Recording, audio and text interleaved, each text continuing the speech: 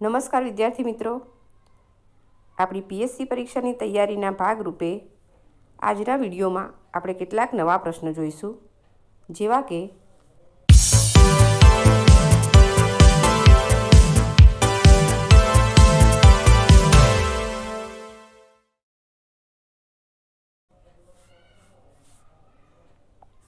પ્રશ્ન નંબર 1, પહેલાંના સમયમાં ખેતીમાં કયા પ્રાણીનો ઉપયોગ કરવામાં આવતો હતો? ઘોડો, બળદ, હાથી કે ઊંટ? તો જવાબ છે બળદ. પ્રશ્ન નંબર 2, જમીન ખેડવા માટે કયું સાધન વપરાય છે? ઓરણી, કોદાળી, હળ કે સમાર? તો અહીંયા આપણો જવાબ છે હળ. પ્રશ્ન નંબર 3, પાકની લણણી માટે વપરાતું સાધન કયું? કુહાડી, કોદાળી, કોશ કે દાતરડું? અહીંયા જવાબ છે દાતરડું. પ્રશ્ન નંબર 4, ખેડૂત દર વર્ષે સારા પાકમાંથી થોડા બીજ આગલા વર્ષ માટે અલગ શા માટે રાખતો હતો? પોતાને ખાવા માટે, વાવવા માટે, સારો ભાવ આવે ત્યારે વેચવા માટે કે સરખામણી કરવા માટે? તો અહીંયા આપણો જવાબ છે વાવવા માટે. આગળ જોઈએ પ્રશ્ન નંબર 5, શિયાળાના કેટલાક તાજા શાકભાજીમાં મસાલા ભરી માટલામાં ખાસ પદ્ધતિથી તૈયાર કરવામાં આવતા મિશ્ર શાકને શું કહે છે? ભડથું, સંભારો, દેશી ઊંધિયું કે ઓળો? અહીંયા એનો જવાબ છે દેશી ઊંધિયું. પ્રશ્ન નંબર 6, સુતરાઉ કાપડ બનાવવા માટે કયા પાકને ઉગાડવામાં આવે છે? ગુવાર, શેરડી, શણ કે પછી કપાસ? તો અહીંયા એનો જવાબ છે કપાસ.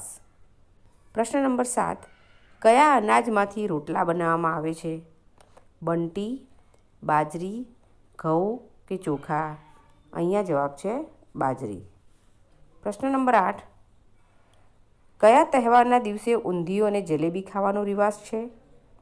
શરદ પૂર્ણિમા, દશેરા, ઉત્તરાયણ કે જન્માષ્ટમી?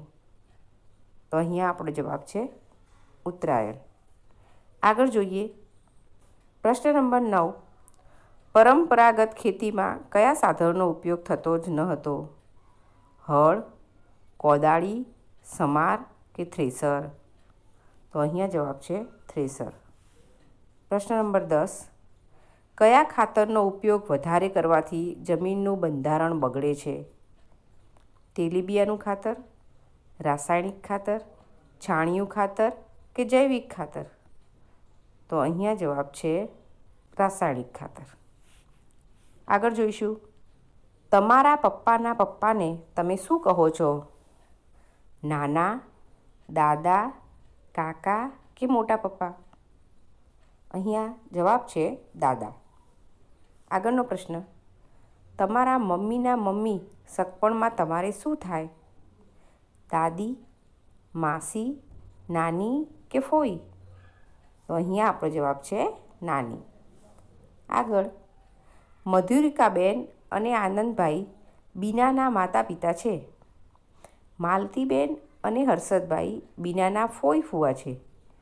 તો બીનાનો ચહેરો કોને મળતો નહીં આવી શકે?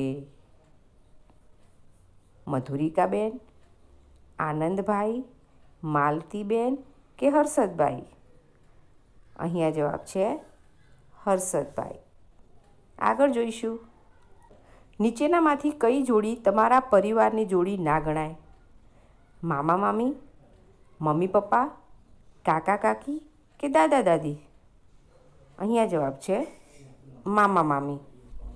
આગળ, મમ્મીના બહેનને શું કહેવામાં આવે છે? માસી, મામી, કાકી કે ફોઈ? તો અહીંયા આપણો જવાબ છે માસી. આગળ જોઈશું ધનુના પિતાના સંબંધીઓ તેના ઘરે કેમ આવ્યા છે? દિવાળી ઉજવવા, ભાઈ બીજ ઉજવવા, દશેરા ઉજવવા કે રક્ષાબંધન ઉજવવા? તો જવાબ છે દશેરા ઉજવવા.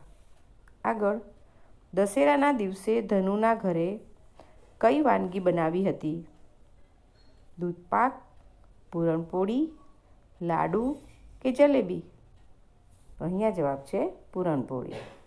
આગળ જોઈશું, મોટાભાગના લોકો લોન લેવા માટે ક્યાં જાય છે? ગ્રામ panchayat, police station, post office કે બેંક? તો જવાબ છે બેંક. આગળ જોઈએ, ધનુના ગામના લોકોને લોન કોણ આપે છે? સરપંચ, તલાટી, મુકાદમ કે મોટા ખેડૂતો? તો અહીંયા જવાબ છે મુકાદમ. આગળ, વરસાદની ઋતુથી દશેરા સુધી ધનુનો પરિવાર શું કામ કરે છે? નોકરી કરે છે, તળાવો ખોદવાનું કામ કરે છે, મોટા ખેડૂતોની જમીન પર કામ કરે છે કે બેકાર બેસી રહે છે? અહીંયા જવાબ છે મોટા ખેડૂતોની જમીન પર કામ કરે છે. આગળનો પ્રશ્ન, દશેરા પછી ધનુનો પરિવાર શું કામ કરે છે? શેરડીના ખેતરો અને ફેક્ટરીઓમાં મજૂરી કામ, કડિયા કામ, નહેરો ખોદવાનું કામ કે રસ્તા બનાવવાનું કામ? તો અહીંયા જવાબ છે શેરડીના ખેતરો અને ફેક્ટરીમાં મજૂરી કામ. આગળ જોઈએ, નીચેનામાંથી કયા પાકની ખેતી વરસાદ ન હોય તે સમય દરમિયાન થઈ શકે છે? શેરડી, બાજરી, ઘઉં કે ત્રણેય પાક? તો જવાબ છે ત્રણેય પાક. આગળ જોઈશું, ધનુના મામી ભણવાની બાબતમાં ધનુને શું બને તેમ ઈચ્છે છે?